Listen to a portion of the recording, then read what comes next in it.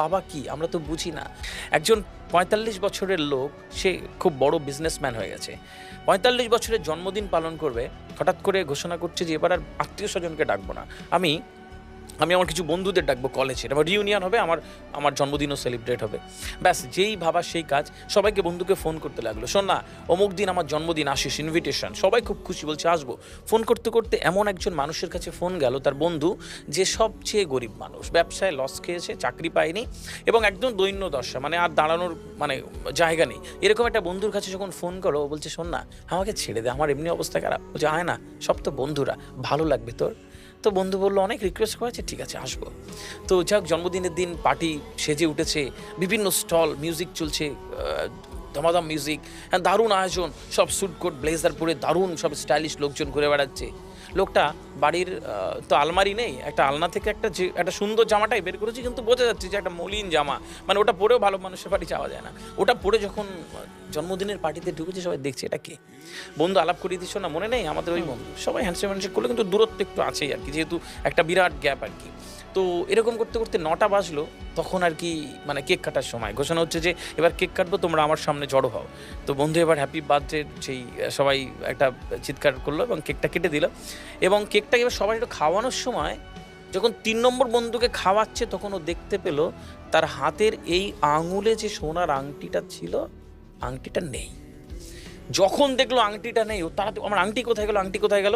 পুরো জন্মদিনের পার্টিতে একটা বিষণ্ণতা ছিল, যেই সেই কিছু উৎসাহী বন্ধু থাকে না, বলছে আরে তোর আংটি, দাঁড়া দাঁড়া দাঁড়া, এখান থেকে কেউ বাইরে যায়নি, আমরা আংটি খুঁজে বার করবো, দাঁড়া খুঁজে বার করবো, সব বন্ধুকে চেক করবো।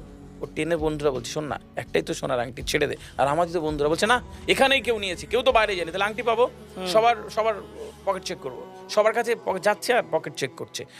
যাওয়ার আগেই বলছি দেখো আমার কাছে নেই, এ বলছে দেখো আমার কাছে নেই, ও বলছে দেখো আমার কাছে নেই। যখন ওই গরিব বন্ধুটার কাছে গেল, যে দেখি গরিব বন্ধুটা পকেটে হাতটা চেপে বলছে আমি আমার পকেট চেক করতে দেবো না। যেই বলেছে পকেট চেক করতে দেবো না, পুরো ফোকাসটা তার কাছে, তাহলে বুঝে গেছি কে নিয়েছে। ঠক, জোচ্চোর, গরিব মানুষ, ছোট লোক, মানে যা ইচ্ছা তাকে বলেছে। এবং বন্ধুটা ডেকে বলছে ছেড়ে দে, একটা আংটি তো বাদ দে, যা ইচ্ছা তাই বলে যে যার মতন খেয়ে চলে গেছে। 11:30 12টা বন্ধু যখন বাড়িতে ঢুকলো ফ্রেশ হবে, ব্লেজারটা খুলতে গেছে, দেখলে ব্লেজারের এই পকেটটাতে আংটিটা কোনোভাবে আটকে গেছে। সারা রাত ঘুমাতে পারিনি।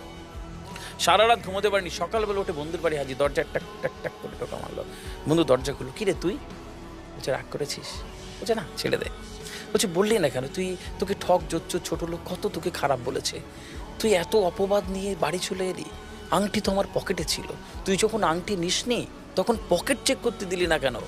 বন্ধু দরজাটা পুরোটা খুলে দিয়েছে, বলে ওই দেখ আমার 12-13 বছরের ছেলে, জানিস খুব একটা কঠিন অসুখে আক্রান্ত, ভালো করে ট্রিটমেন্ট দিতে পারিনি, ওকে ভালো ডাক্তার দেখাতে পারিনি, আমার কাছে টাকা নেই, জানিস ওকে ভালো খেতে দিতে পারিনি, দুর্বল। আমি যখন সুন্দর জামাটা পরছিলাম, তখন যখন বেরোচ্ছি ও হাতটা ধরে বলছে বাবা দুটো মিষ্টি এনে দেবে আমার জন্য।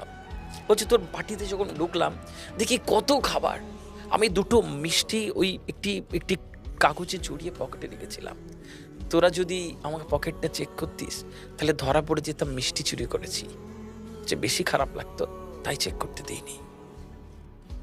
বাবা এরম হয় না, দিল কলিজা দিয়ে বাবা ভালোবাসে না। ওই বাবা যদি বলে পৃথিবীতে পুরো পৃথিবী একদিকে আর সন্তান একদিকে, তুমি কোনটা নেবে? পৃথিবীর সব বাবা বলবে, বেশিরভাগ বাবা বলবে যে পুরো পৃথিবী চাই না, আমি আমার সন্তানকে চাই।